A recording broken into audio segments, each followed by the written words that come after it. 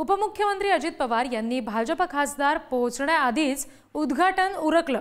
परशुराम आर्थिक विकास महामंडळाच्या नवीन इमारतीचं उद्घाटन करायचं होतं।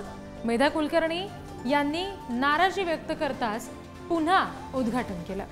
10 मिनिटं लवकर उद्घाटन झालं, नक्कीच मला वाईट वाटतं असं कुलकर्णी यांनी म्हटलं। त्याच्याही आधी 10-15 मिनिटं उद्घाटन झालं तर नक्कीच मला वाईट वाटलं।